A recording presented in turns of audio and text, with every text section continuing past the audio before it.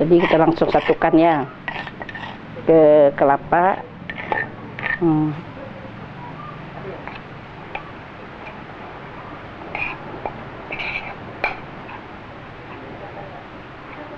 Beginilah cara membuat serunding. Kita masukkan bahan.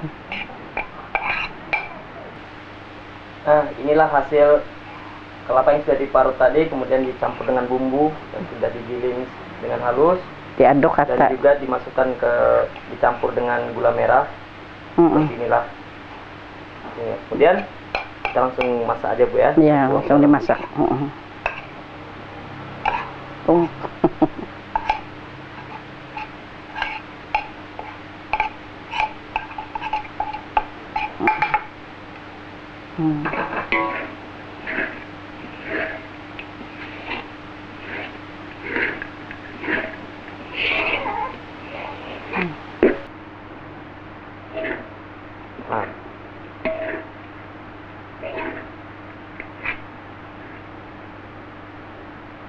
Jadi memasak serunding tadi harus sampai kering ya. Sampai kering. Dan hasilnya warnanya kekuning-kuningan. Seperti ini. Nah. Seperti ini sudah bisa dinikmati. Serunding sudah. Ya. Jadi serunding kelapa ini apa nih, Mas? Serunding kelapa ini. Serunding kelapa ini seperti kita mau makan pulut. Jadi serundingnya bisa dicampur dengan makan pulut kita kasih ya. Serunding gitu. Campurkan serunding ini, Bu ya. Iya. Ya. Jadi Ibu dari mana awal bisa membuat serunding seperti ini? Ya dari nenek-nenek moyang kita lah. Memang sudah dari zaman dulu, Bu ya. Iya. Kemudian, Bu, peminat serundingnya ini banyak enggak, Bu? Iya, banyak disukai, iya. Seperti kayak di Pekanbaru, Jakarta sudah kita pernah bikin. Ya alhamdulillah lah, dicicipi gitu. Seleranya sama dengan selera kita.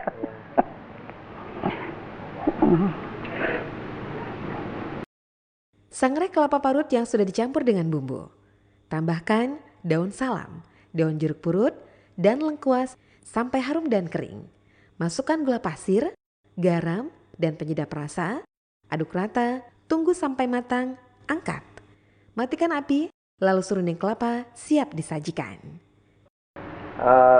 Jadi, Bu, tips membuat serunding yang bagus dan untuk menghasilkan serunding yang bagus itu bahan-bahannya apa aja, Bu? Kelapanya dulu yang jelas yang bagus, yang tua, kering, jangan yang agak muda. Kalau yang agak muda basah nanti hasilnya tak bisa tahan. Kalau yang kering bisa kita untuk 2 atau 3 hari bisa bertahan.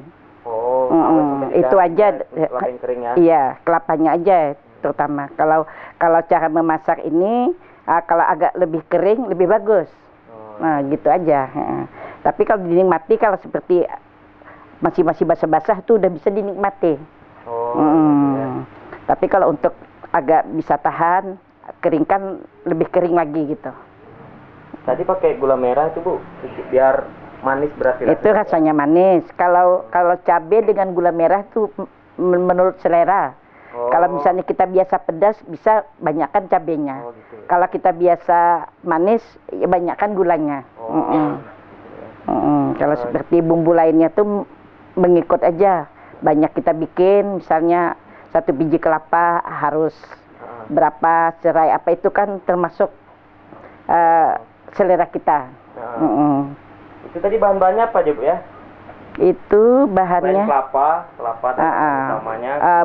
Bumbunya tadi itu kan lengkuas, serai, kunyit, jahe, cabai merah, bawang putih, bawang merah, kencur. Kencur, Bu ya. Kemudian ini apa ini, Bu? Iya, ini bumbu rempah campur. Rempah campur. Yang sudah campur gitu kan. Ya ada yang campur, ada yang khusus ketumbar aja, ini yang udah campur. Sudah campur. Jadi termasuk kayu manis, cengkeh masuk sudah. Merica seperti gitu iya, enggak merica tidak, seperti bumbu sop lah gitu. Oh. Di luar merica. Kemudian Itu ini gula merah. Supaya manis Iya. tergantung selera, Bu ya. Iya, tentu selera. Iya. Bisa juga kita kalau misalnya kalau gulanya terlalu merah, serundingnya hasilnya agak apa? Jangan merah gitu kan, kita campur aja gula putih gitu bisa. Jadi Bu, tapi serunding ini Bu dimakan gimana nih Bu? Dimakan langsung atau boleh dimakan langsung atau dicampur dengan? Bisa, kalau orang yang pandai dengan nasi aja ditaburkan, anak-anak suka tuh. Ya kan menurut selera aja lagi. Yang kebanyakan gitu kan makan apa? Pulut. Nah, pulut itu ya ketan.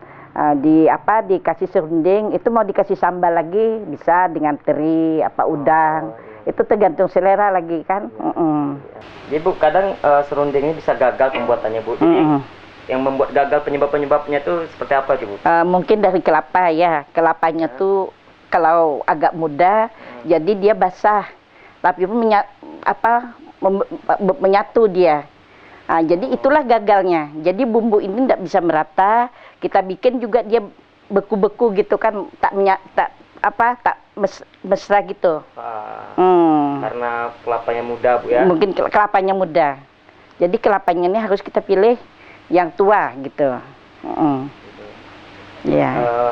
Lama proses pembuatannya Bu? Berapa lama Bu? Tergantung ini aja, tergantung banyaknya kita bikin. Kalau misalnya kalau untuk satu biji kelapa aja gitu ya, mungkin memakan 10 menit atau 15 menit. Tidak lama. Waktu, iya, tidak lama lah. Nah, serunding sudah jadi, kemudian kita masukkan ke tempat yang telah kita sediakan.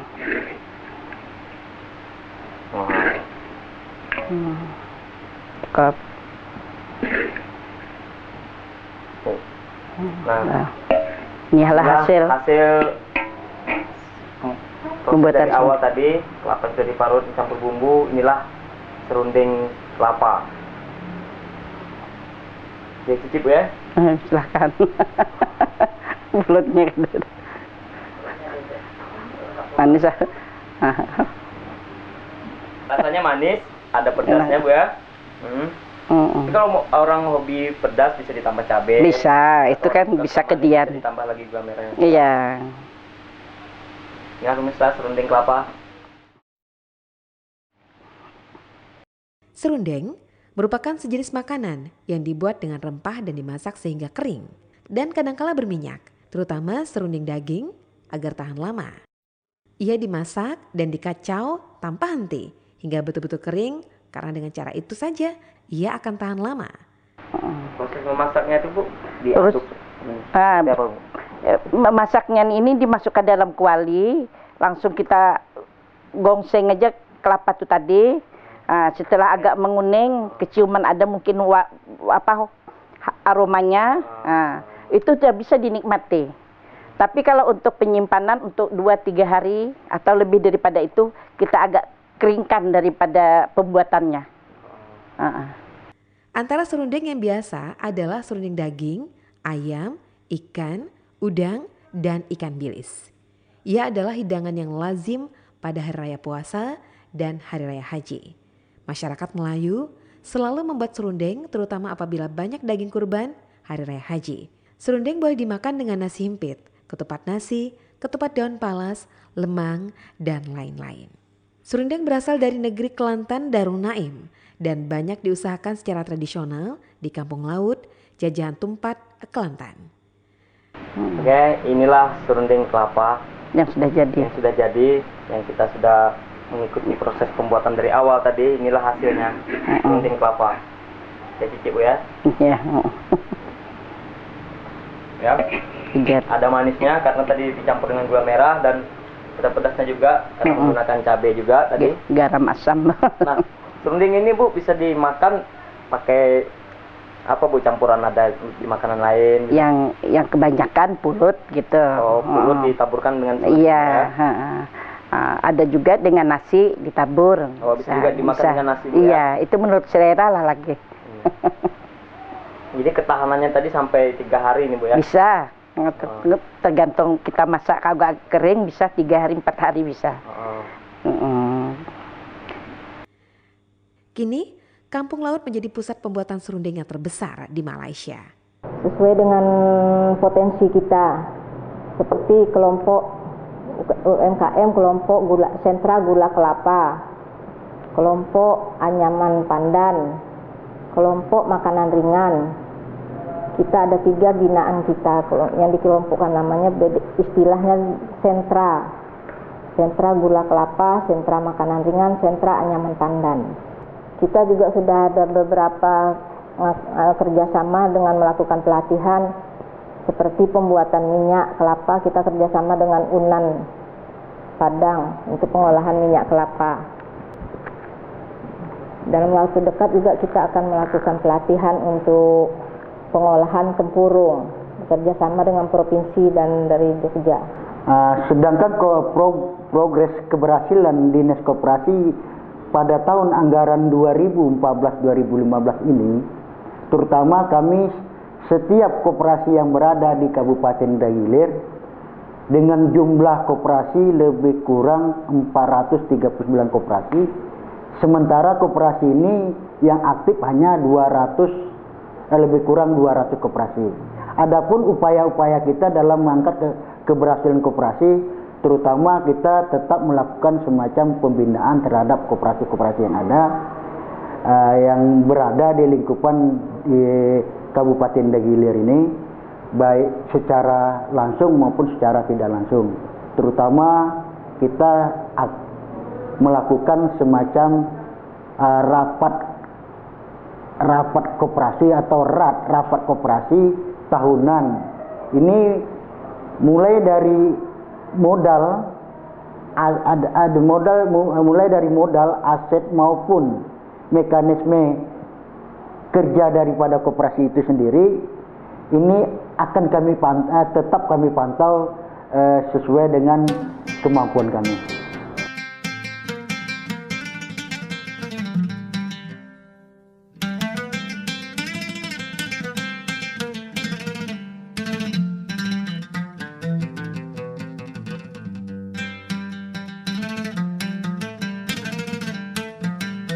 Sudah digolongkan menjadi usaha yang mampu mengangkat tingkat pertumbuhan ekonomi kerakyatan.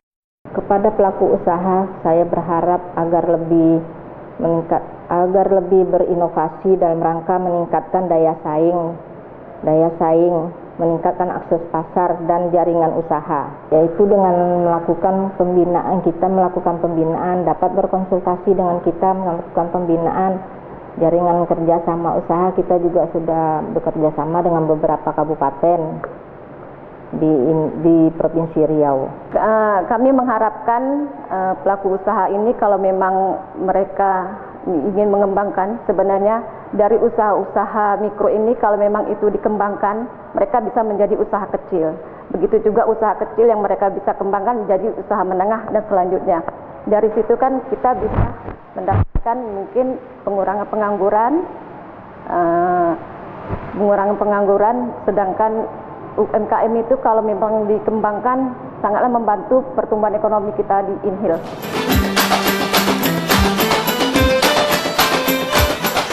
Menurut Undang-Undang Nomor 25 Tahun 1992 pada Pasal 4 dijelaskan bahwa koperasi memiliki fungsi dan peranan antara lain, yaitu mengembangkan potensi dan kemampuan ekonomi anggota dan masyarakat, berupaya mempertinggi kualitas kehidupan manusia, memperkokoh perekonomian rakyat, mengembangkan perekonomian nasional, serta mengembangkan kreativitas dan jiwa berorganisasi bagi pelajar bangsa.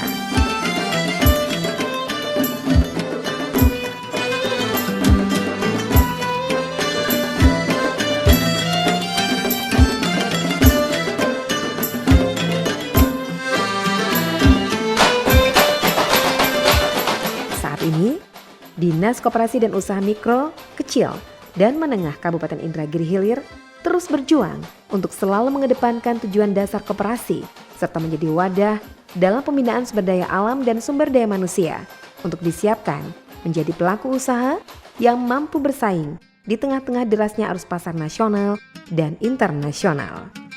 Inilah sejuta kreasi anak negeri dalam mengisi warna-warni kuliner Indragiri Hilir. Salam UMKM Indragiri Hilir.